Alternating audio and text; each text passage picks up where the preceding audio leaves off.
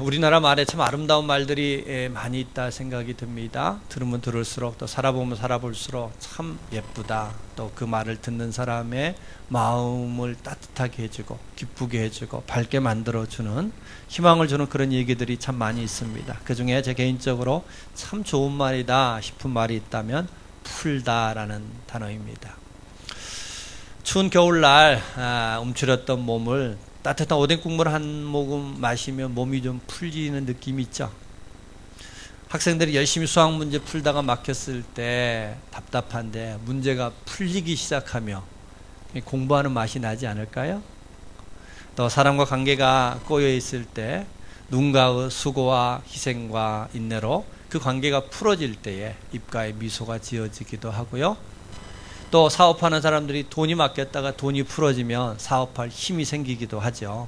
이처럼 살아가면서 뭔가 풀린다는 거 굉장히 좋은 거 아니에요? 희망이 되고 기쁨이 되고 따뜻함을 주는 말입니다. 자, 이와 같은 풀어지는 거 다 좋은데 그 중에 제일 좋은 풀어짐이 있다면 그것은 마음이 풀어지는 거 아닐까 싶습니다. 우리의 마음이 풀어지는 거. 여러분 다 풀어졌는데 마음이 꼬여있고 마음이 냉랭하면 그 삶은 불행하지 않아요? 마음이 풀어져야 진짜 풀어지는 거죠. 그래서 성경은 우리에게 이렇게 푸는 것에 대하여 여러 번 말씀하십니다. 그 중에 한 말씀이 마태복음 18장 18절 말씀인데 읽어드리겠습니다. 진실로 너희에게 이르노니 무엇인지 너희가 땅에서 매면 하늘에서 매일 것이요 무엇인지 땅에서 풀면 하늘에서 풀리리라. 아멘. 하나님께서 우리에게 주셨던 많은 권세가 있는데 그 중에 하나는요, 땅에서 매면 하늘에서도 매이고 땅에서 풀면 하늘에서 풀리는 권세입니다. 풀 수 있는 권세를 우리에게 주셨어요. 그런데 풀 수 있는 권세를 사용하는 경우는 많지 않아요. 우리에게 그 권세를 주셨는데 그 권세를 사용하지 않는다고요? 왜냐하면 그 권세는 영성이 함께 깃들여져 있기 때문에 그래요. 영적인 요소가 함께 담겨 있어요. 또 한 가지는 내가 누군가를 풀어주면 손해보는 것 같은 마음, 착각이 있는 거예요. 자, 여러분 그런데 푸는 것은 누구를 위해서 풀까요? 자기 자신을 위해서 푸는 거죠. 나를 위해서 풀지 남을 위해서 푸는 게 아니라고요. 그래서 하나님께서 우리에게 주셨던 이 푸는 권세를 잘 사용하는 사람이 실은 복된 삶을 살아가게 됩니다. 앞서 말씀드렸던 삶에 매여 있는 것들을 푸는 것도 중요하지만 무엇보다 마음의 매임을 풀어낼 수 있다면 그 사람은 굉장히 복된 삶을 살아갈 겁니다. 오늘 우리가 읽었던 본문에도 이러한 매임과 품에 대한 이야기가 있습니다. 예수님께서 나사로를 불러 그에 매였던 것을 풀게 하는 일들이 있습니다. 그런데 이렇게 매이는 것들이요, 눈으로 보이는 매임은 우리가 풀려고 합니다. 금방 보이니까. 예를 들어 여러분 가난에 매여 있으면 풀고 싶어요? 안 풀고 싶어요? 풀고 싶죠. 질병에 매여 있어도 풀려고 합니다. 그런데 잘 보이지 않는 매임들이 있어요. 가난이나 질병이나 또 관계의 매임 같은 것은 아는데 잘 보이지 않는 것들이 있다고요. 그것들은 이미 우리 안에 살아왔던 방식이 돼버린 것들이 있죠. 이미 익숙해져 버린 것들이 있죠. 그리고 그것이 맞다고 이미 단정해버리는 것들이 있어요. 여러분 살아가는데 돈은 굉장히 중요합니다. 그런데 돈이 많아야만 행복할까요? 네, 우리는 그렇게 생각해요. 돈에 매여 있는 모습들이 적지 않습니다. 또 자녀들이 공부 잘하기를 바라는데 여러분 꼭 공부 잘한다고 해서 잘 살던가요? 안 그래요. 그런데 이 땅의 모든 부모들은 다 자식 공부 잘하기를 바라요, 안 바라요? 다 바라요. 그래서 공부가 잘한다고 해서 꼭 잘 사는 건 아닌데도 불구하고 공부에 매여 있다고요. 그래서 공부를 잘해야만 될 것 같은, 그래야 행복할 것 같은 그런 착각 속에서 살아갑니다. 우리의 이러한 왜곡들, 우리가 알지 못하는 그러한 것들에 매여 있는 삶이 적지 않습니다. 그래서 주님께서도 우리에게 나와 우리를 향하여 하고자 하는 간절한 바람이 있다면 너희 삶이 풀어졌으면 좋겠어. 너희에게 맺혀있는, 묶여있는 것들을 풀었으면 좋겠어 하는 마음이 분명히 있으실 것입니다. 자, 오늘 본문에 그런 말씀이 담겨 있는 겁니다. 오늘 본문에 주님께서는 죽었던 나사로를 향하여 두 가지 크게 말씀하십니다. 하나는 나오라, 풀어 다니게 하라. 우리가 언뜻 보기에는 죽었던 나사로에게만 하시는 말씀인 것 같은데요, 우리가 잘 말씀을 찾아보면요, 이 말씀은 나사로에 국한되지 않아요. 나사로한테만 나와라, 나사로에만 풀어 다니게 하라, 이렇게 말씀하지 않고요, 실은 다른 그 무리들에게도 함께 나오라고 말씀하십니다. 그 무리들도 풀어 다니게 하라고 말씀하십니다. 더 나아가서는 저와 여러분에게도 해당되는 말씀입니다. 그러기에 오늘 우리에게 주시는 이 말씀을 통해서 우리는 어디로부터 나와야 할 것이며, 우리는 어떠한 매임으로부터 풀어져야 되는지를 한번 살펴보는 그러한 은혜의 시간 되기를 소망합니다. 그래서 우리 모두가 주님이 나오도록 하시는 그 부름 앞에 나가는 자가 되기를 바라고, 주님이 풀어 자유케 하기를 원하시는 그 자유함을 누릴 수 있는 저와 여러분 되기를 주의 이름으로 축복합니다. 자, 먼저는 주님께서 나오라 말씀하셨던 것인데요, 우리는 그렇다면 어디로부터 나와야 할까 하는 것입니다. 우리 43절과 44절 앞부분을 같이 한번 읽겠습니다. 43절 말씀입니다. 이 말씀을 하시고 큰 소리로 나사로야 나오라 부르시니 죽은 자가 수족을 배로 동인 채로 나오는데, 주님이 나오라는 명령에 베드로가 나오는 역사가 있었습니다. 베드로는 죽었던 사람이에요. 그냥 죽은 게 아니라 죽어서 사흘이 돼서 냄새가 나고 있는 나사로를 주님이 나오라 했더니 그들은 나왔다는 겁니다. 주님의 엄청난 생명력을 가늠케 하는 말씀입니다. 저는 이 말씀을 볼 때마다 이런 상상을 해봅니다. 만약에 주님이 깜빡하셔가지고 나사로를 잊고 그냥 나오라 외치셨다면 어떤 일이 일어났을까요? 네? 어떤 일이 일어났을 것 같아요? 무덤에 있는 모든 시체가 다 일어나지 않았을까요? 할렐루야. 우리 주님에게는 그럴 만한 생명력이 있음을 믿으시기 바랍니다. 우리 주님은 그러고도 남을 만한 생명을 가지고 계셨다. 그래서 주님이 그 죽었던 나사로를 나오라 불렀습니다. 여러분, 불렀던 이유가 어디에 있냐면은 우리 지난주에 앞부분 살폈던 것처럼 이미 마르다 훌륭한 믿음의 고백을 했고요, 귀한 섬김의 본을 보였던 마르다도 스스로 예수님 앞에 말하기를 벌써 나흘이 되어 냄새가 나나이다 얘기합니다. 그가 선을 그었다는 거예요. 예, 예수님 능력 많은 거 아는데요, 이미 냄새나는 시체를 어떻게 하실 수 있겠습니까? 나는 벌써 나흘이 됐다. 여러분, 이와 같은 포기하고 단념하는 그들 스스로의 한계 앞에 머물고 있는 그 마르다를 비롯한 그곳에 있는 무리들에게 나사로가 살아있다는 것을 보여주기 위하여 나사로를 불러 나오게 합니다. 여러분, 우리의 삶에도요, 마르다가 썼던 단어와 같은 벌써라는 언어가 있습니다. 벌써 나흘이 지났는데요, 이미 끝났는데요. 여러분, 벌써는요, 인간의 언어입니다. 불신의 언어입니다. 포기의 언어입니다. 반면에 주님은 뭐라고 얘기하냐면, 비록 나흘일지라도 주님이 나오라고 하시면 나오게 되는 것이 주님의 말씀이요, 비록은 믿음의 언어요, 능력의 언어가 되는 것입니다. 그것을 지금 마르다에게 알려주고 있는 것이죠. 나사로를 불러 세우심으로 인하여 너희는 벌써라고 말하지만 아니, 나는 비록 나흘일지라도 살릴 수 있어, 이것을 알게 하는 것입니다. 자, 그런데 앞에서 말씀드렸던 것처럼 이것이 나사로나 마르다에게 국한된 게 아니라고요. 나사로와 마르다를 위하여 주님이 이렇게 나사로를 나오라고 부른 게 아닙니다. 주님의 기도를 통해서 그 이유를 알 수 있는데요, 42절 말씀 같이 한번 읽겠습니다. 42절 말씀입니다. 항상 내 말을 들으시는 줄을 내가 알았나이다. 그러나 이 말씀을 하옵는 것은 둘러선 무리를 위함이니 곧 아버지께서 나를 보내신 것을 그들로 믿게 하려 함이니이다. 나사로를 불러 그를 살렸던 진짜 이유는 무리들이 믿게 하려 함이라는 겁니다. 이 무리들이 믿을 수 있도록 하기 위해서 나사로를 불렀다, 이런 얘기입니다. 여러분, 우리 모두는 이 무리들의 예수님의 38년 된 병자를 고쳤고 눈먼 자를 눈을 뜨게 할 수는 있었으나 죽은 나사로에 대해서는 어떻게 할 수 없나 보다라고 스스로 포기하는 마르다와 같은 벌써 단념하는 그들을 향하여서 주님께서는 보여주십니다. 아니야, 내가 부르면 나올 수 있어. 그가 비록 죽음일지라도 나올 수 있어라고 보여주십니다.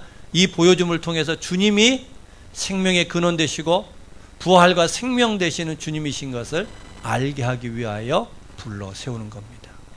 자, 그런데 이 이야기는 나사로를 부르는 일, 마르다를 벌써라는 단념의 세계로부터 깨워 일으키는 일, 더 나아가서 스스로 이 일은 어떻게 할 수 없나 보다라고 예수 그리스도에 대해서 단정하고 있는 그 무리들의 불신에서 믿음으로 나오도록 부르는 이야기가 될 뿐만 아니라 저와 여러분을 향한 주님의 외침이기도 하다 하는 겁니다.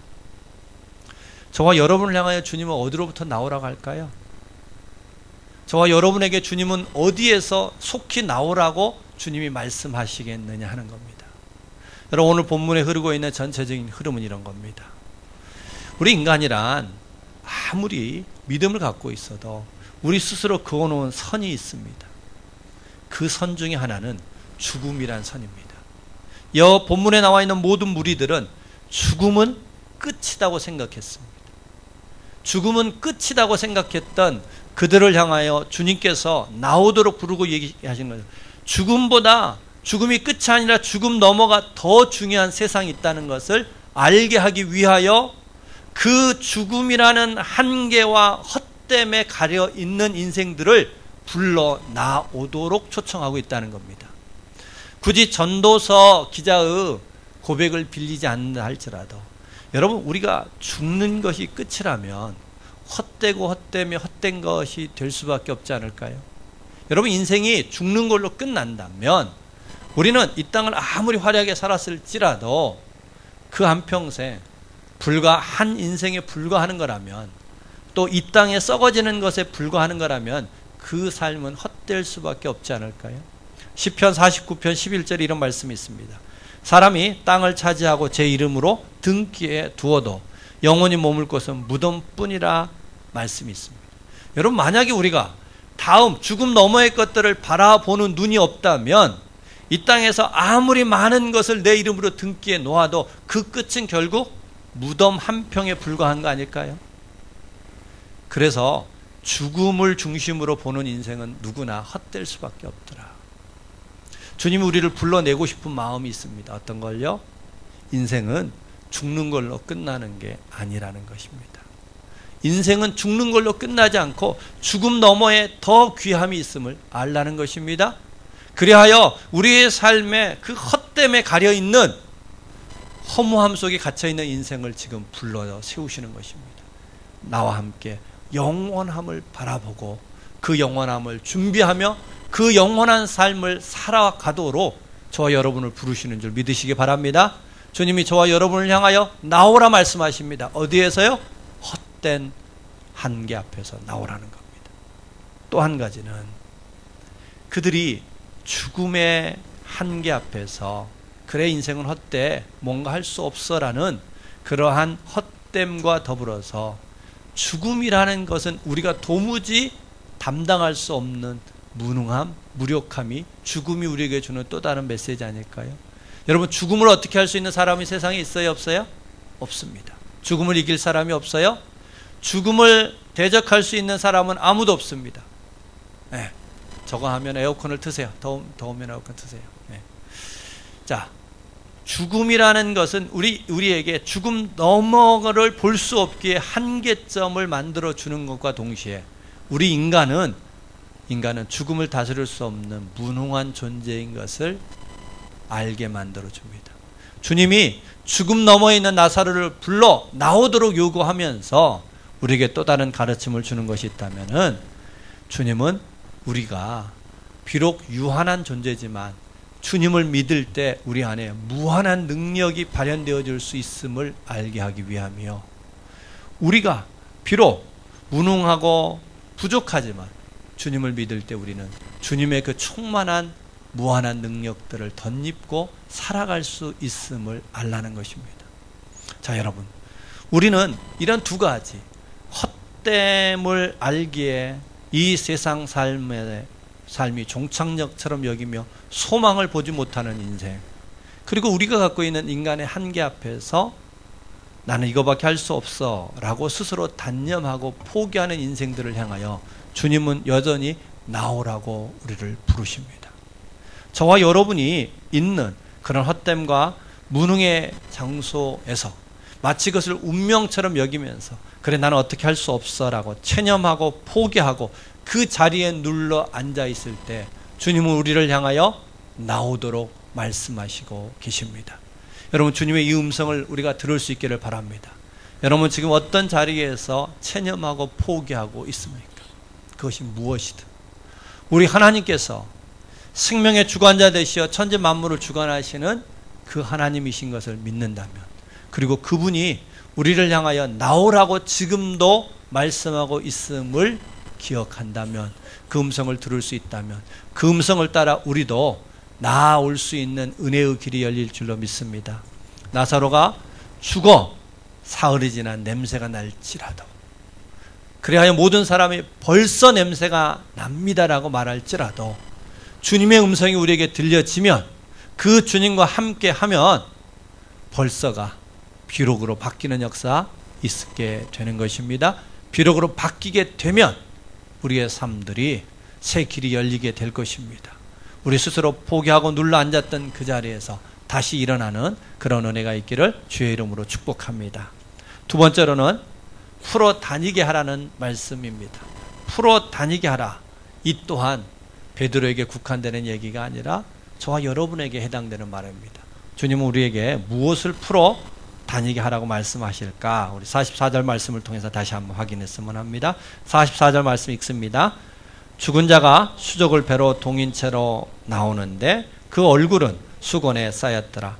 예수께서 이르시되 풀어 놓아 다니게 하라 하시니라. 아멘. 요즘은 이런 일들이 좀 쉽지 않은 것 같아요. 왜냐하면 의사가 사망 진단하고 나면 바로 안치실에 이렇게 모시잖아요.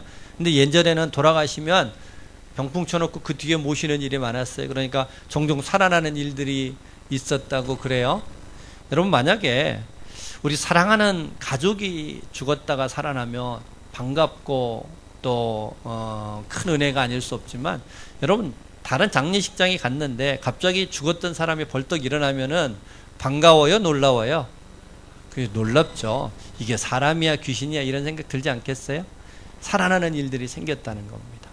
여러분, 이 나사로가 살아나는 일은 예수님의 부활과는 근본적으로 다르죠.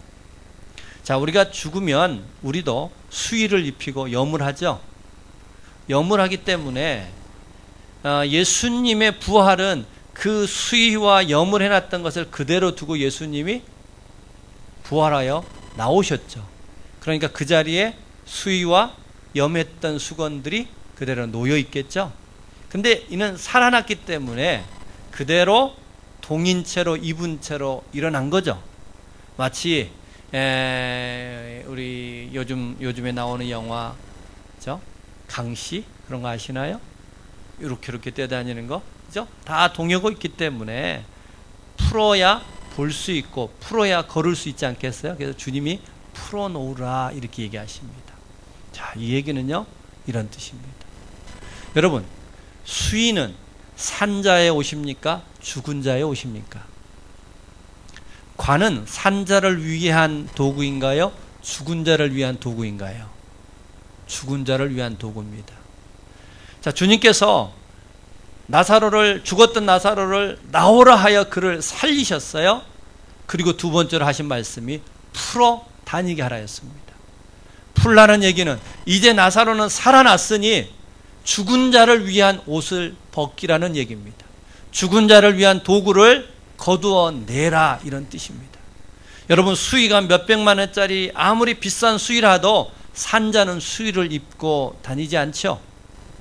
여러분, 오동나무로 아무리 비싼 관을 쌓아놔도 산자는 관 속에 들어가서 자겠다는 사람 있나요? 없나요? 없습니다.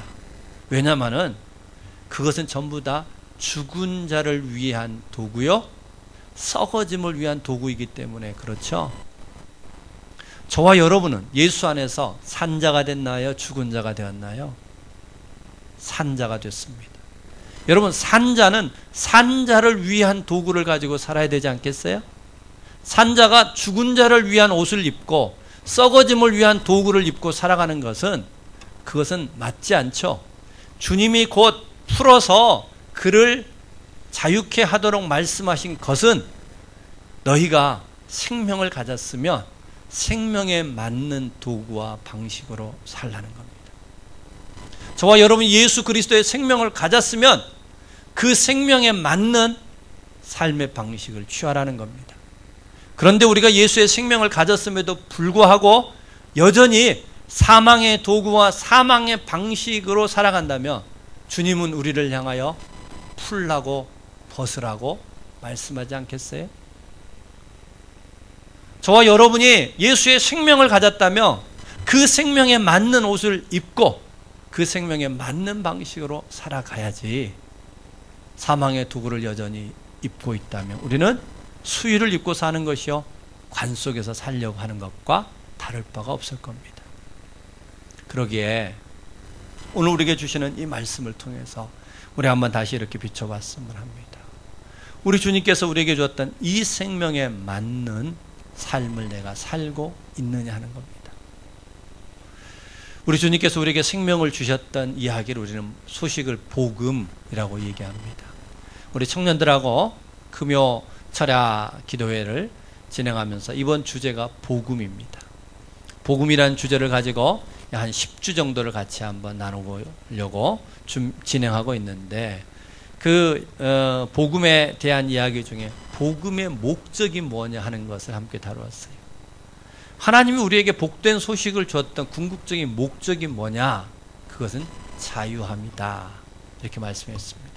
자유에 대한 얘기를 하면서 두 가지를 함께 나누었는데요. 하나님이 우리에게 주시려고 하는 자유는 몸으로부터의 자유, 몸으로를 위한 자유 두 가지로 나눌 수 있습니다. 몸으로부터의 자유가 곧 오늘 우리가 다루고자 하는 풀어냄과 같은 것입니다. 하나님이 우리를 보고 어떤 곳에 매여 있는 삶을 살지 말고 이제는 너희는 내가 생명을 주었으니 그 매임으로부터 풀어 자유한 자가 되라, 이런 뜻입니다. 그래서 오늘 우리에게 예수님께서 나사로에게 명하셨던 것과 똑같이 풀어 다니게 하도록 하셨던 그 이야기는 달리 말하며 복음 안에서 너희가 진정한 자유자가 되라는 겁니다. 어떤 자유를 얘기하실까요? 간략하게 한 세 가지만 좀 살폈으면 합니다. 먼저는 죄책으로부터의 자유입니다. 우리 모든 사람에게는 죄를 지었기에 죄인이기에 죄에 대한 가책이 있다는 겁니다. 누가 뭐라 하지 않아도 죄에 대한 책망할 것에 대한 두려움이 있어요. 죄책이 있습니다.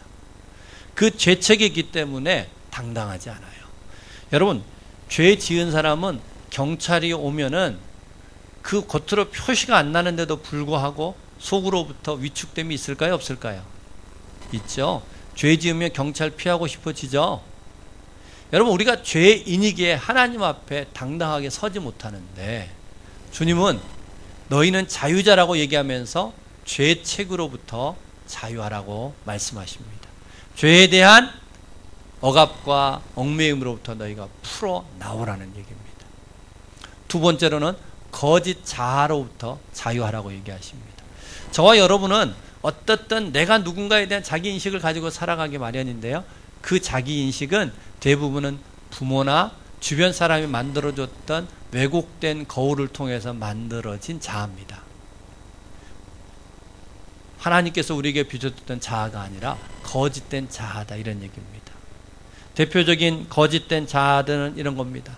사람들이 나의 외모를 주목하는 것 같아서 외모를 중시하는 나, 또 연봉이 얼마냐, 집이 몇 평이냐, 또 어떤 학벌을 가지고 있느냐 등등 숫자로 표현되어지는 나, 그것들은 전부 다 거짓된 나입니다. 또한 사람들로부터 무시당하기 싫어서 있는 척 아는 척 가면을 쓰고 사는 나 등등이 거짓된 나라고 말할 수 있습니다.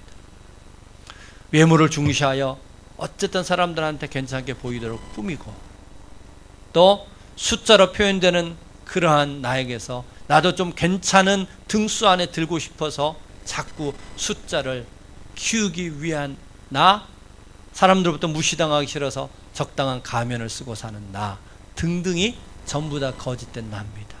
주님께서는 그 거짓된 나로부터 나오라고 얘기하는 것입니다.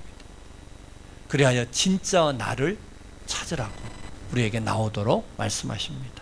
마지막 하나 더 살피며 부정적인 감정으로부터의 나오라는 겁니다. 여러분, 우리의 삶에는 안다고 해서 그것을 행하는 것은 아니라고 했습니다.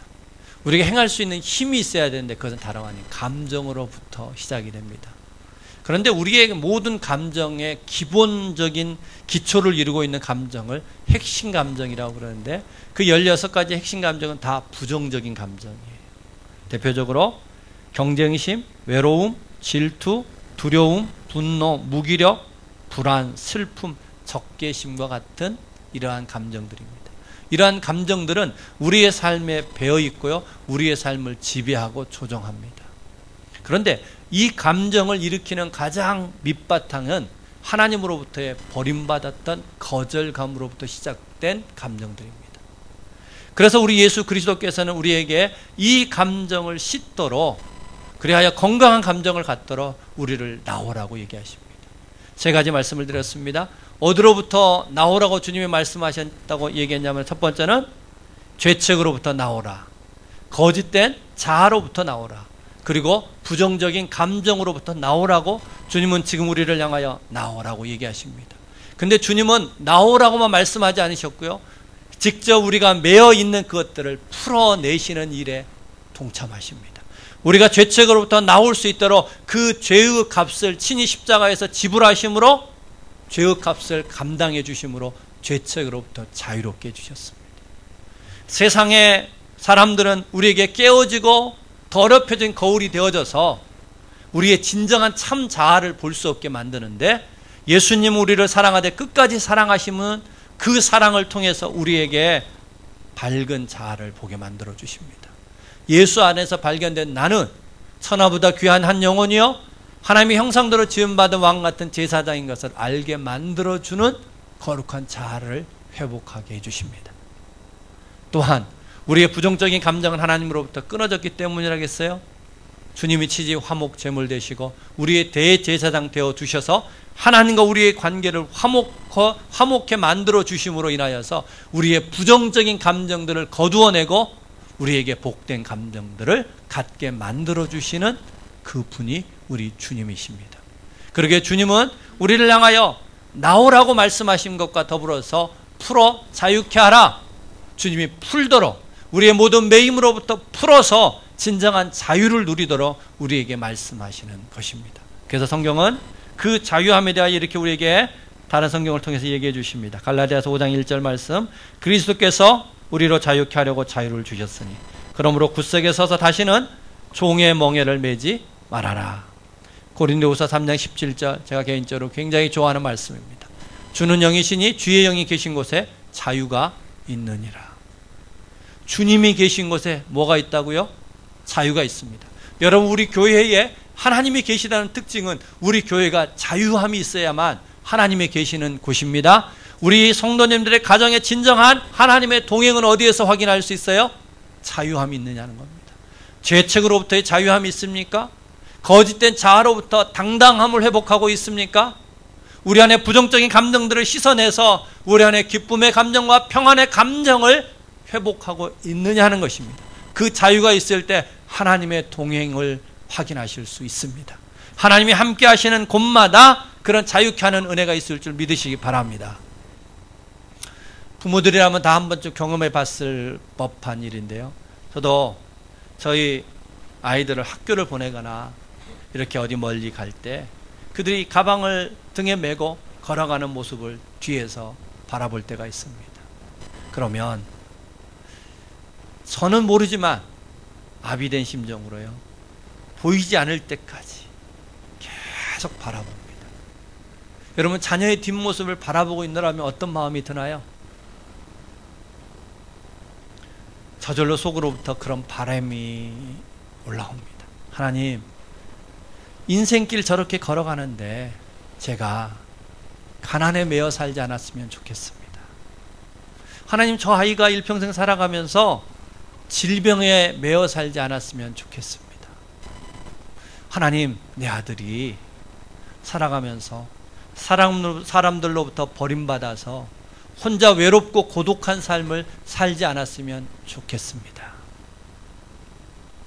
그런 마음 들지 않을까요? 바라보고 있노라면. 저는 아비로서 그런 마음뿐이고 하나님 앞에 기도할 뿐이지만, 우리 하나님은 우리의 자녀된 우리들을 바라보면서 동일하게 나는 너희가 매인자가 되지 않았으면 좋겠어. 너희가 자유자가 됐으면 좋겠어.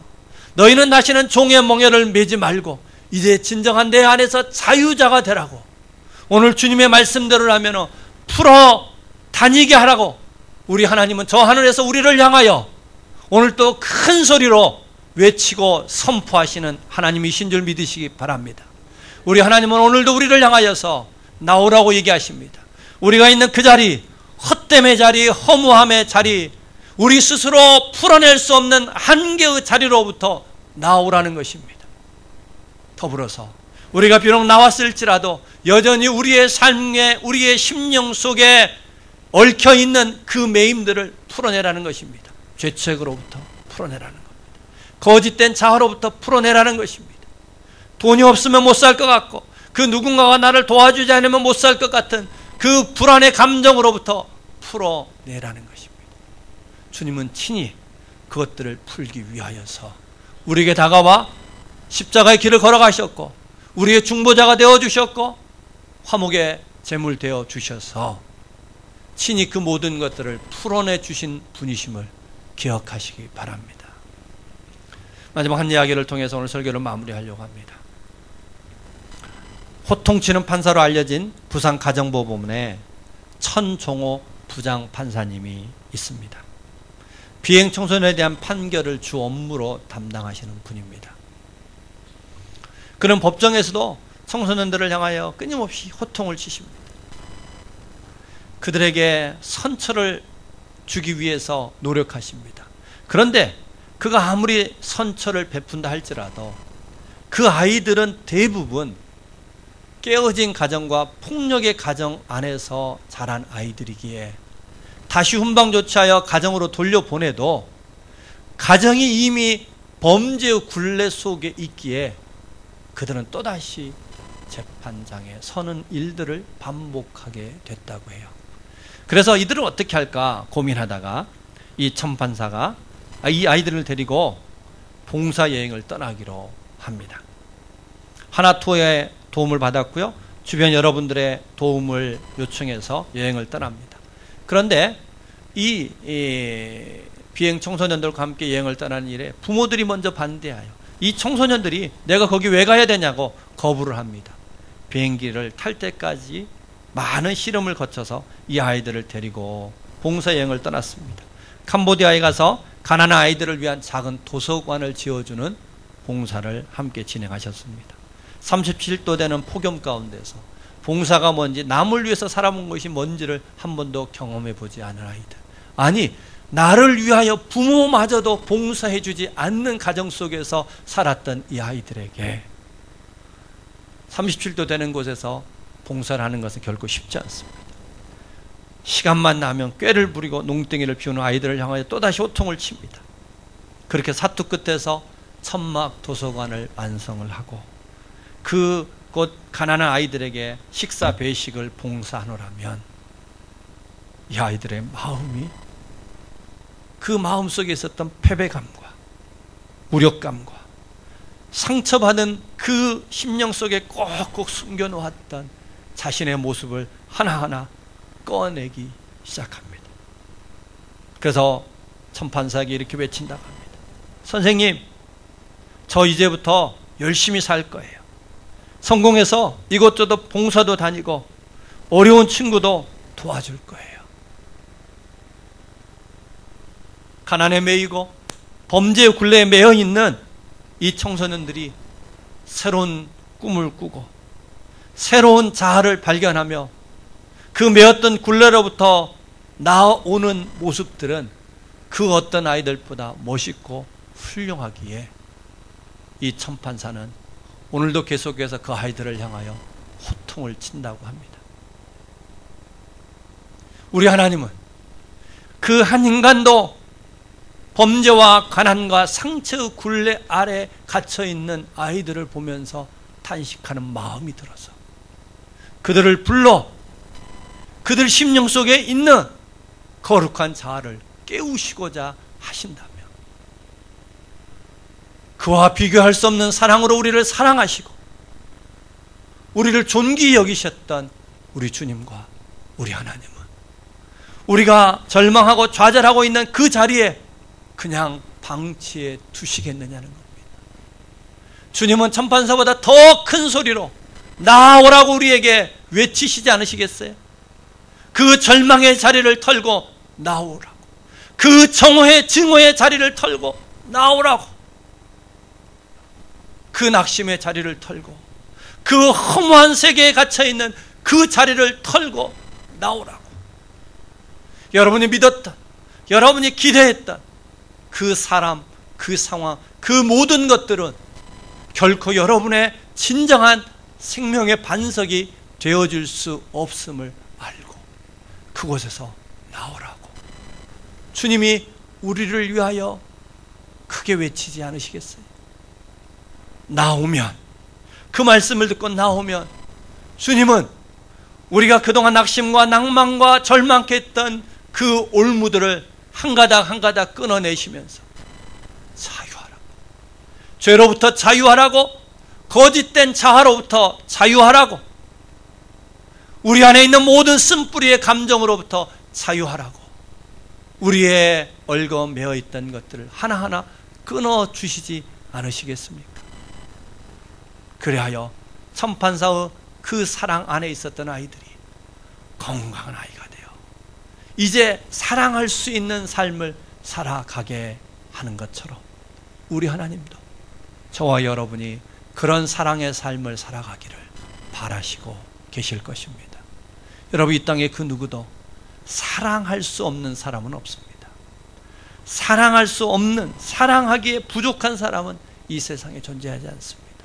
저와 여러분 모두가 주님의 그 음성 앞에 나오라, 풀어 다니게 하라, 주님의 이 음성 앞에 아멘 할 때에 저와 여러분도 또한 그 누군가를 나오도록 초청하는 인생이요, 누군가를 풀어 자유케 하는 사랑의 삶 살아갈 줄로 믿습니다.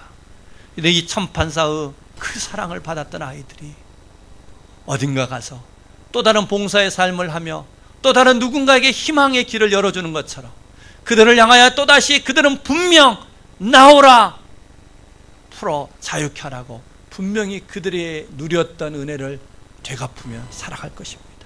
저와 여러분은 하나님의 그 음성 앞에서 그 은혜를 경험했노라면 우리 또한 누군가를 향하여 나오라 외칠 수 있기를 바랍니다.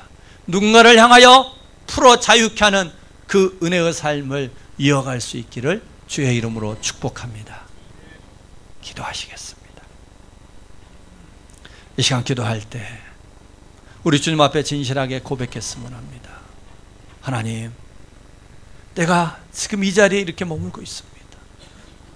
때로는 원망 앞에, 때로는 실패감 앞에, 좌절감 앞에, 나는 무가치한 자처럼 헛됨 앞에 자리를 피고 앉아 있다며 하나님, 이런 나를 향하여 말씀하여 주옵소서. 나오라고, 나오라고. 나는 스스로 나갈 수 없사오나 주님이 말씀하시면 내가 나갈 수 있을진데, 죽은 나사로가 벌써 나흘이 된 나사로가 나옴처럼 나를 향하여 말씀하시면 내가 나가겠습니다. 나에게 말씀하여 주옵소서. 내가 주님 앞에 나아가면 내 삶을 두르고 있었던 모든 매임들이 끊어질 수 있도록 주님 도와주셔서 풀어 다니게 하라, 풀어 자유케 하라는 그 음성의 말씀이 나의 말씀 되게 하시고 나의 신앙 되게 하여 주셔서 나도 주님 따라 그 누군가를 향하여 나오도록 초대하고 누군가를 풀어내는 삶 살아갈 수 있는 그런 나요, 그런 우리 믿음의 공동체가 될 수 있도록 도와달라고 우리 주님 앞에 같이 믿음으로 간구하는 시간 되기를 소망합니다. 기도하시겠습니다. 할렐루야. 자비하신 아버지 하나님이여,